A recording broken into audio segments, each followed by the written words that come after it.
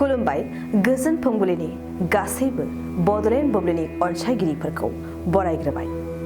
दिनै 19 जानुवारि बृहस्पतिबारनि फान्जामुथिखौ फरायथिनो लादों आं गेवलां हाज'हारिया। फान्जामुथिनि गिबियाव दं मेष राशि। हरखाब मानिबा सायाव गिखांगोन, गिनायजों उसुखुथु मोनगोन, सानख'हायै जेंनाजों साग्लोबगोन। बृष राशि।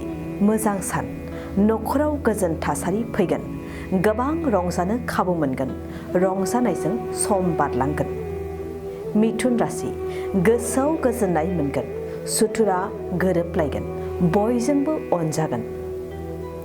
कर्कट राशि। नखर संसाराव जेंना नुजाथिगोन, जेंनाखौ बोस्रांनो नाजाब्लाबो जाफुंनाय नङा, गोसोखौ हमथा। सिंह राशि।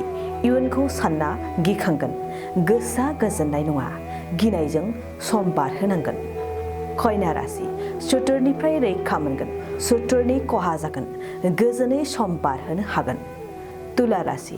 गाज्रि सान, हरखाब बायदि जेंना नुजाथिनो हागौ, जेंनानि गेजेरजों गोबां खहाबो जानो हागौ, सांग्रां जानाया मोजां। वृश्चिक राशि। मोजां सान, अनलायनाय मोजां मोनलायनायाव जाफुंसारगोन, गोरोबलायनायनि मोजां बुब्लि। धनु राशि। मानिबा जाहोनाव गावनि आंगोखौ नागारगोन, हारसिं थानो गोसो जागोन, रावखौबो फोथायनाय नङा। मकर राशि। मोजां सान, नखराव गोजोननाय फैगोन, दुखु दाहाया जोबस्रांगोन, मिजिंथिनाय सिमाङा जाफुंसारगोन। कुम्भ राशि। मोजां सान, समाजाव मोजां मान मोनगोन, बयजोंबो सिनाय जागोन, फरायनायाव जाफुंसारगोन। मीन राशि। नखराव धोरोमखौ लानानै गोसो जानाय नङा, धोरोमनि फारसे गुलाय गुजाय जागोन, धोरोमाव गोग्लैसोगोन।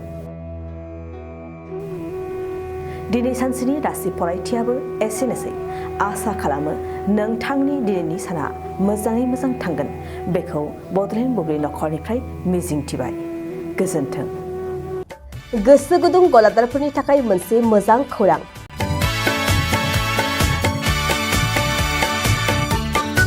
अदालगुरिनि रौता सारियालियाव खुंनो लानाय मिरु एबसुनि 50 बोसोरसालिया जथुमायाव एगजिबिसननि थाखाय गलादारफोरनिसिम जर'खा फोसावनाय।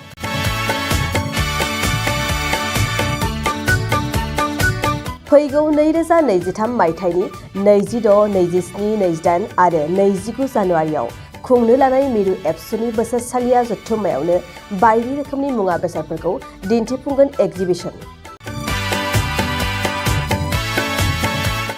बे एगजिबिसनावनो आबादारि, हेन्डलुम, टेक्सटाइल, फिचारि आरो हारिमु बायदि बायदि आयदाफोरखौ दिन्थिफुंनो थांखि लादों बानजाय आफादा।